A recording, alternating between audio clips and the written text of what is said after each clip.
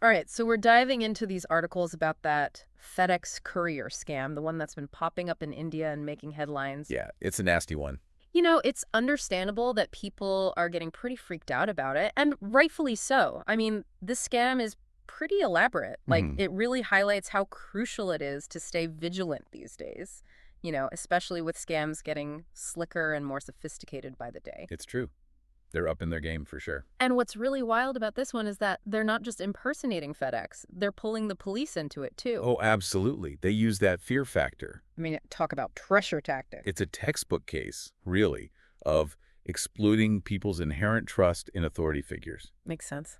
And what I find fascinating and scary is how they weave this whole narrative that completely throws people off guard. So tell me about it. From what I've read, they'll start with this seemingly harmless call, right? Just like, hey, this is FedEx, got a package for you. Sounds pretty routine. Exactly. That's how it starts. All very official. But then, Then comes a hook. There's a slight issue with your package, sir, ma'am. It seems to be linked to your Aadhaar number.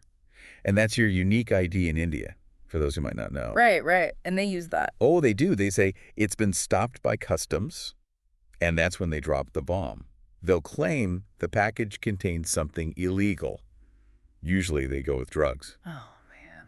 Can you imagine getting hit with that out of the blue? I'd be floored. Just like the anxiety. I can feel it building already. I know, it's awful. Just awful. It's just messed up. It is.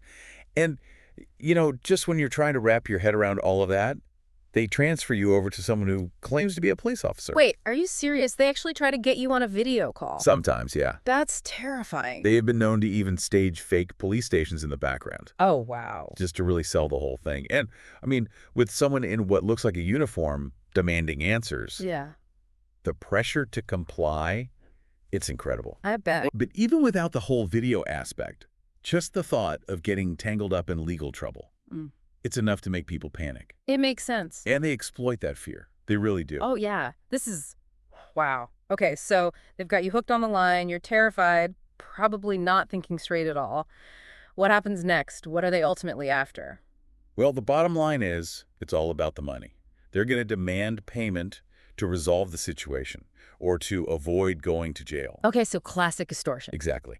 And they'll pressure you to act fast, Yeah. often demanding immediate online transfers or even gift cards. So basically, they're counting on you being too scared, too flustered to think straight, and you'll just hand over your money.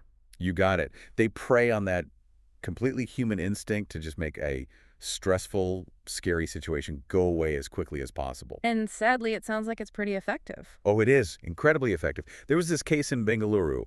A lawyer was targeted by this very scam.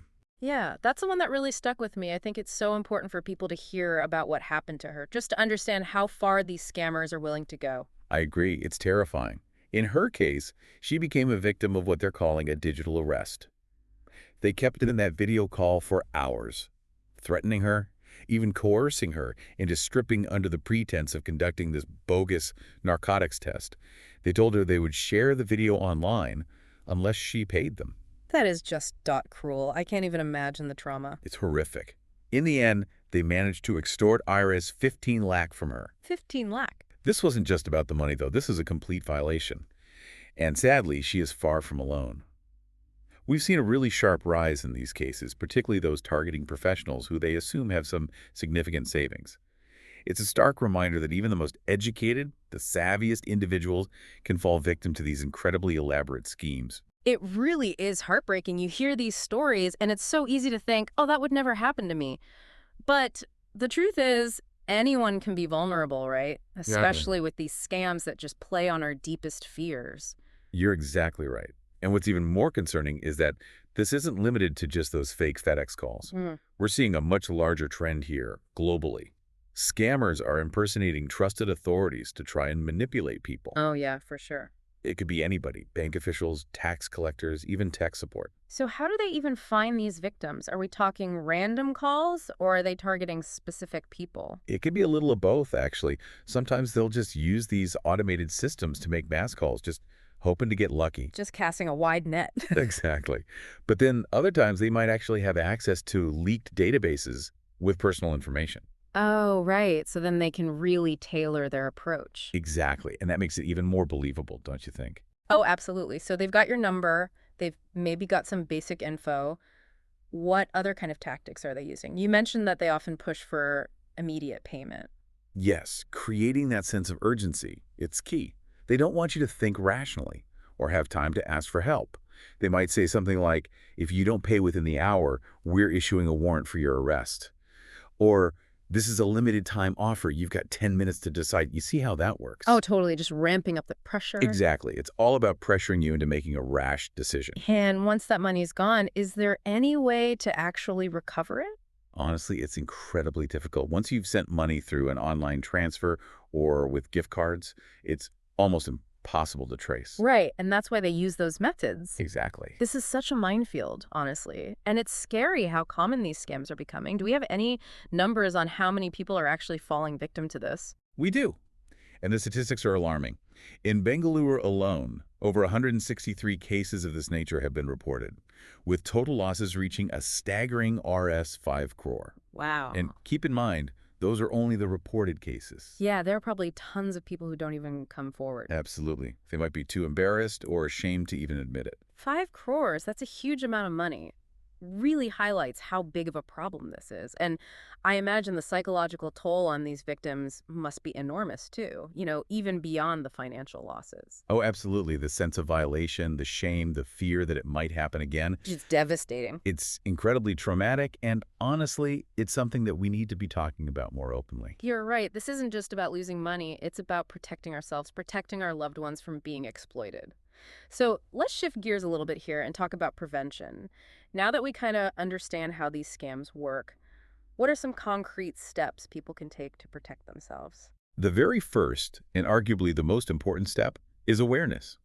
Just knowing the tactics that these scammers use is a huge part of the battle. Love that. Forewarned is forearmed, right? Exactly. And that's what makes these deep dives so important. We want to equip you with the knowledge that you need so you can spot these scams. Right, a mile away. Exactly. But awareness alone isn't enough.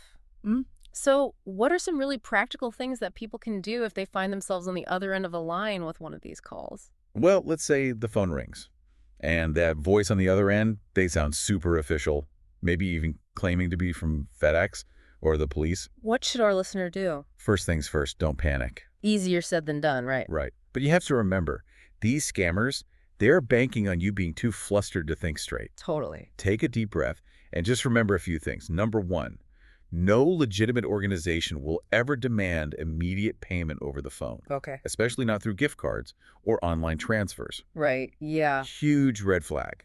Okay, that makes sense. But what if they're, like, threatening legal action? I mean, wouldn't you want to clear your name as fast as possible? Of course. And they prey on that Yeah. very natural desire to just make the problem go away, right? Right. But here's the thing, legitimate legal matters, they're never handled with that kind of pressure, that urgency, Right. especially not over a phone call. So no matter what they say, don't give them any personal information. And definitely don't send any money. Exactly. If you are even slightly suspicious, hang up. Okay. Then verify independently. Go look up the official contact information for whatever organization they're claiming to be from. Good point. Don't use the number they give you. Exactly. Don't use any number, any link that they provide. Reach out directly. That is such a good point. It's so easy to get caught up in the moment, forget to do those basic checks. It's true. And if it does turn out to be a scam, Report it okay. immediately. Yeah. Contact your local police and the cybercrime department in India. They have a specific department for this. Oh yeah, and even if you didn't fall victim to the scam, your report, it can provide really valuable information. Oh, good point. That helps them track down these criminals and maybe even prevent others from being targeted. So awareness, verification, and reporting. That's it. 3 key steps. 3 key steps to stay safe. I love it. So important. And, one final thought I'll leave you with, as technology continues to evolve, which it's doing at an incredible pace these days, Oh my gosh, yes. we can expect these scams to become even more sophisticated. They might even start using things like deepfake technology Oh, God. to impersonate people that we know, Wow. or artificial intelligence to craft these really believable, really compelling scenarios. So how to stay ahead of the curve? Because it does feel like this, like, constant cat and mouse game, you know? You're right. It is. And that's why staying informed, staying cautious is more important than ever. Right. Trust your gut. If something feels off, it probably is. Yeah. Don't be afraid to ask questions, verify information, even hang up if you need to. It's better to be safe than sorry. Exactly. Because your security, your financial security, your emotional well-being, it's priceless. Don't let these scammers take that away from you. Well said. This has been, honestly, a really insightful deep dive. Thank you so much for, breaking all this down for us. Of course. Happy to help. And to our listeners, we hope that this has equipped you with the knowledge, the confidence to just stay one step ahead of these scammers. Stay vigilant, stay curious, and until next time, stay safe.